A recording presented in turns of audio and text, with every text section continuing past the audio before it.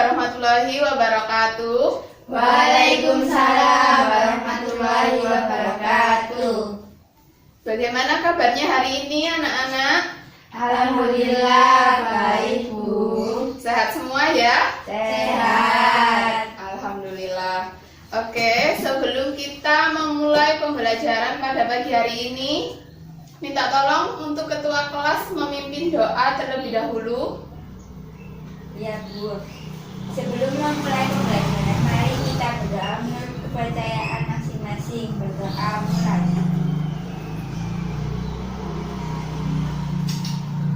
Berdoa selesai. Oke anak-anak, ibu absen terlebih dahulu ya. Siapa yang hadir dan siapa yang tidak hadir pada pertemuan kali ini? Ya, Bu. Yang pertama, Deva. Hadir, Bu. Lalu Devi, Hadir, Bu. Dwi Amanda, Hadir, Bu. dan yang terakhir adalah Elita. Hadir, Bu. Oke, baik sekali. Kalian semua sudah hadir pada kegiatan kali ini. Sebelum kita belajar pada pagi hari ini, Ibu ingin bertanya terlebih dahulu kepada kalian. Adakah yang masih ingat minggu lalu kita pernah belajar apa saja? Ayo. Saya, Bu. Ya, silakan. Minggu lalu kita belajar tentang koloid. Iya, benar sekali. Oke, minggu lalu kita sudah belajar mengenai jenis-jenis koloid, contoh koloid, kemudian sifat-sifat dari koloid. Dan ada yang ingat? Apa saja sih sifat-sifat dari koloid itu? Saya masih ingat, Bu. Oh iya, bagus sekali. Silakan. Sifat-sifat koloid diantaranya adalah koagulasi, gerak Brown, efek Tyndall, dan adsorpsi. Ya, benar sekali. Beri aplaus dong buat temannya.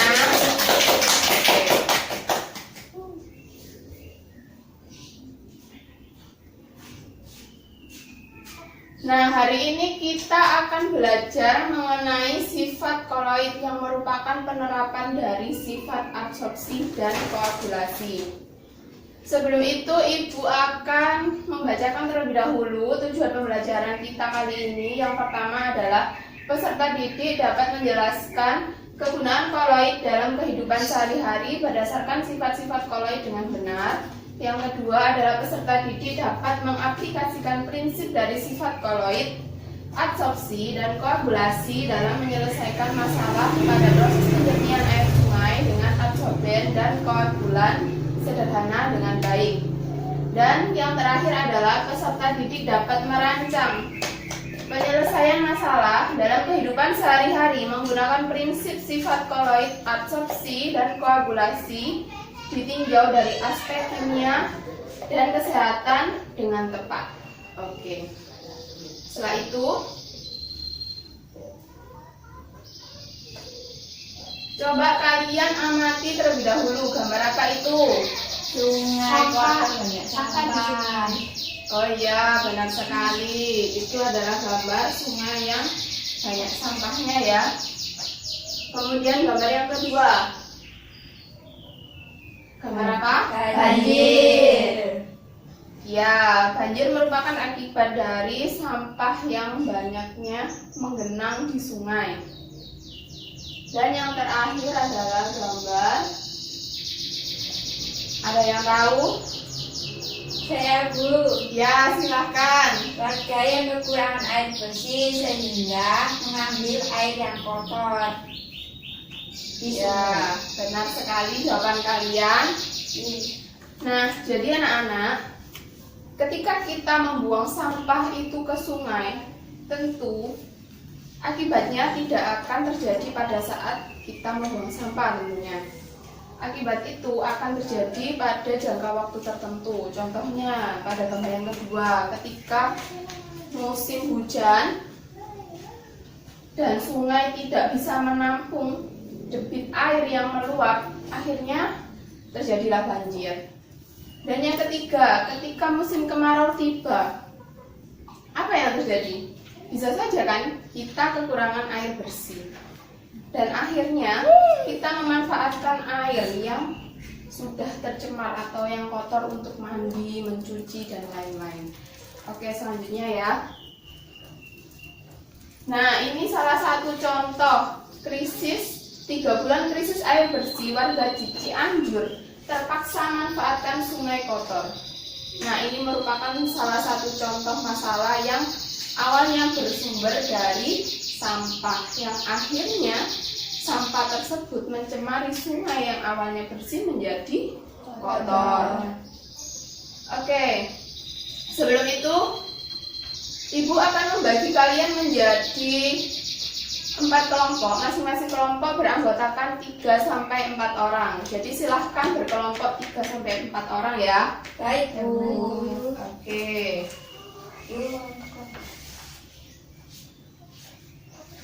Selanjutnya, Ibu akan membagikan LKPD yang akan memandu kalian selama pembelajaran kita kali ini. Oke, ini. Satu kelompok 1 ya. Iya, Bu. Sekarang coba kalian buka pada halaman 4 di fase orientasi masalah. Minta tolong Mbak Amanda untuk dibacakan. Kekeringan yang melanda sejumlah wilayah di Kabupaten Cianjur, Jawa Barat menyebabkan bertemu dan meluapnya Sungai Cikalaka. Meski kondisi aliran sungai ini kotor, warga tetap menggunakannya untuk mendapatkan pasokan air guna kebutuhan rumah tangga. Kondisi ini seperti dialami warga di 2 kedusunan di Desa Jayagiri, Kecamatan Sindang Wetan, Cianjur, yaitu Kampung Pasir Mangga dan Gelar Pawitan. Kondisi kekeringan dan krisis air bersih ini sudah dialami warga sejak awal puasa atau hampir 3 bulan lamanya. Nah, dari masalah yang sudah dibacakan oleh Mbak Amanda, masalah tersebut sering terjadi di sekitar kita kan? Iya.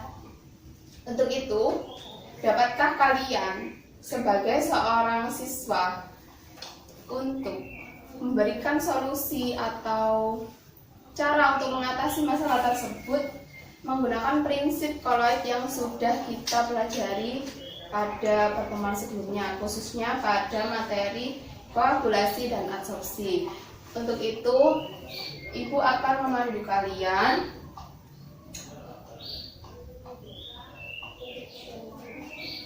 Yang pertama adalah rumusan masalah. Lalu yang kedua adalah hipotesis, dan yang ketiga kalian dapat mengajukan solusi dari masalah yang sudah ada tersebut. Oke, Ibu beri waktu 20 menit untuk berdiskusi dan silahkan mencari baik dari buku maupun internet. Silahkan carilah informasi sebanyak-banyaknya untuk mencari solusi atau penyelesaian dari masalah kekeringan, sehingga kita harus memanfaatkan air sungai. Nah, agar air sungainya bersih harus kita apakan, gitu ya. Oke, silahkan berdiskusi sekarang.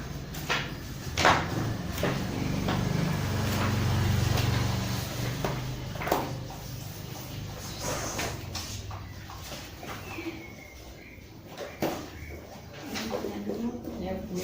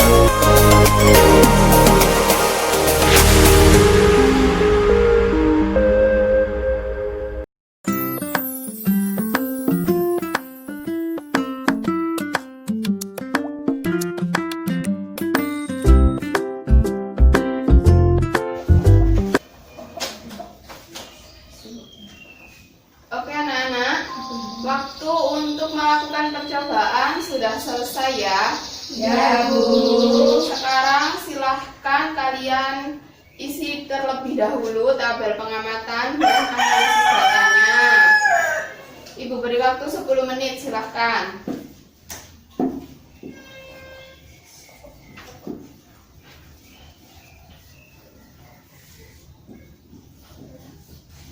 Oke, 10 menit sudah berlalu. Sekarang siapa yang ingin menyajikan hasil percobaan kali ini? Silahkan untuk tabel pengamatan terlebih dahulu. Saya, Bu. Oke, silakan Mbak Devas. Boleh maju ke depan ya. Ya.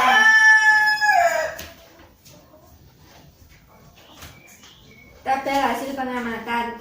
Aspek air sungai sebelum penjernihan. Warna agak kuning kecoklatan, terlihat keruh dan kotor, berbau tidak sedap. Air sungai setelah penjernihan warna lebih seni dan tidak keruh. Setelah penjernihan dengan campuran tawas dan arak aktif sekam padi, tidak berbau atau bau tidak sedap sudah berkurang. Oke, sudah ditunjukkan yang sudah dicernihkan dan yang tadi belum dicernihkan air sungainya. Ini air yang sebelum dijernihkan. Ya. Dan yang ini air sungai yang setelah dijernihkan. Oh, oke. Sudah terlihat ya, teman-teman? Ya, Semuanya sudah, semuanya. Bu. Oke, saya bersih ya. Ya. Selanjutnya untuk bagian analisis data, silahkan. Siapa yang ingin maju? Saya, Bu. Oke, Mbak Devi, kembarannya ayo. Analisis data. Observasi suatu peristiwa penyerapan pada lapisan permukaan atau antar fasa, di mana molekul dari suatu materi terkumpul pada bahan pengadsorpsi atau absorben. Adsorben yaitu merupakan zat penyerap berbentuk padat yang dapat menyerap komponen tertentu dari suatu fase fluida. Koagulasi yaitu proses pengumpulan partikel koloid karena penambahan bahan kimia. Koagulan suatu bahan kimia yang ditambahkan ke dalam air untuk mengendapkan partikel-partikel koloid yang sulit dihilangkan di dalam air. Contoh koagulan yang sering dipakai adalah tawas. Keterkaitan solusi penjernihan air dengan materi koloid yang yaitu sifat-sifat koloid. Sifat adsorpsi partikel koloid banyak dimanfaatkan dalam proses penjernihan air. Partikel koloid mempunyai permukaan luas sehingga mempunyai daya adsorpsi yang besar. Salah satu adsorben yang dapat dimanfaatkan dalam penjernihan air sungai adalah arak aktif sekam padi yang memiliki kemampuan untuk mengadsorpsi atau menarik senyawa dan partikel koloid. Di sisi lain, penggunaan tawas sebagai koagulan dalam penjernihan air sungai ini menggunakan prinsip koagulasi dari sifat koloid, di mana tawas berfungsi sebagai koagulan yang dapat menggumpalkan kotoran yang menyebabkan kekeruan pada air. Dengan kombinasi arak aktif sekam padi dengan tawas ini dapat memaksimalkan proses penjernihan air sesuai dengan air sungai yang keruh menjadi air bersih yang setidaknya masih layak digunakan. Oke, silakan duduk kembali. Bagus sekali hasil dari percobaan kalian. Analisisnya juga sudah sangat bagus. Oke anak-anak, kita sudah sampai pada penghujung pelajaran kali ini. Dari pelajaran kali ini, siapa yang dapat menyimpulkan hasil dari pertemuan kali ini? Ayo. Saya, Bu. Oke, silakan Mbak Elita. Dalam menyelesaikan permasalahan krisis air bersih dan air sungai yang kotor akibat banyaknya sampah yang dibuang ke sungai sehingga menyebabkan pencemaran air, dapat diatasi dengan solusi menyernihkan air sungai berdasarkan prinsip kimia, yaitu sifat koloid adsorpsi, koagulasi menggunakan tawas sebagai koagulan dan arak sekam padi sebagai adsorben yang ekonomis dan terjangkau. Oke, bagus sekali. Jadi anak-anak yang dapat saya Simpulkan dan evaluasi kembali mengenai solusi yang kalian tawarkan untuk mengatasi kekurangan air bersih dengan memanfaatkan air sungai yang dapat digunakan untuk mandi atau mencuci adalah dengan proses penjernihan air. Dan proses penjernihan air ini dapat menggunakan prinsip koloid yang erat dengan materi kimia, yaitu sifat-sifat koloid. Salah satu sifatnya adalah adsorpsi dan koagulasi. Iya, bagus sekali. Jadi, adsorpsi dan koagulasi merupakan salah satu solusi yang dapat diterapkan untuk penyelesaian masalah ini ya. Ya. Oke anak-anak, kita sudah menyimpulkan juga ya tadi. Sebelum kita pulang, sebaiknya kita berdoa terlebih dahulu. Ayo ketua kelas bisa dipimpin teman-temannya untuk berdoa. Sebelum mengakhiri pembelajaran kali ini, mari kita berdoa menurut kepercayaan masing-masing. Berdoa mulai.